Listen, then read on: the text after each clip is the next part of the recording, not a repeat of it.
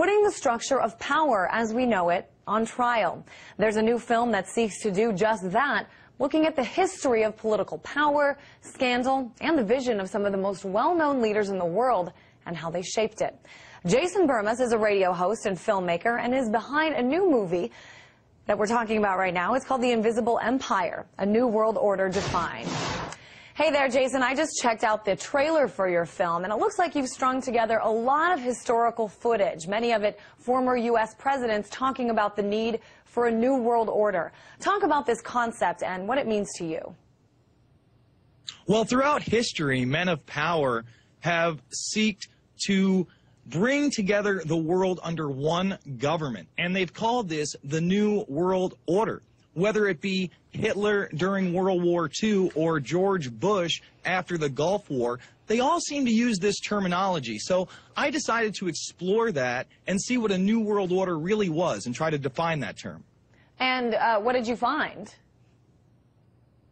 Well, I found that through organizations such as the Council on Foreign Relations, the Royal Institute for International Affairs, the Trilateral Commission, the Bilderberg Group, and many others, they have consolidated power on a mass level and are moving towards a world government. You're seeing this more and more with events like the G20 calling for a world currency and SDR units as the new reserve currency. So I'm really out to expose this agenda to not only the American people, but the world.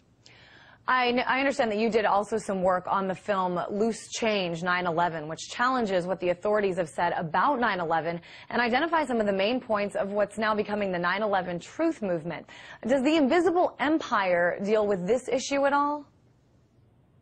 Well, absolutely. Actually, my last film, Fabled Enemies, exposed the international intelligence organization surrounding 9/11. Instead of focusing on the anomalies at the World Trade Center, at WTC-7 or Shanksville, we exposed the Saudi Arabian, the Pakistani, the Israeli, and shadow government connections, and are now taking this a step further with Invisible Empire, A New World Order Defined. And this will be premiering at Infowars.com and PrisonPlanet.tv April 15th for the world to see.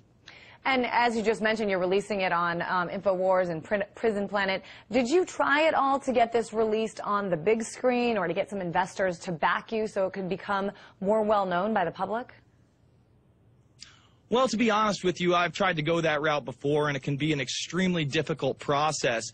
And with my films being seen by tens of millions of people online for free, that gets the message out. And we encourage people to take our films, make copies, and hand them out, because this is not about money. This is about getting the information to the public so that we can try to restore the Constitution and Bill of Rights in this country. This is to oppose tyranny, not to make a profit. I'm curious about Invisible Empire itself. Give me some of the specifics, the premise, and what you hope viewers will get out of it. Well, a lot of times when people use the term New World Order, you're already into the conspiracy arena.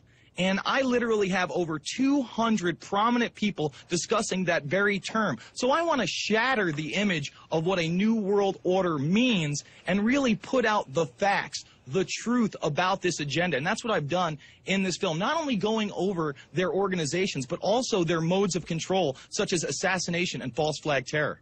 You were contrasting, I noticed, especially in the trailer, some leaders. For example, you had Hitler in there. You also had, President Kennedy, President Bush. Talk a little bit about, I mean, you seem to be arguing that there's sort of a congruent message between these leaders.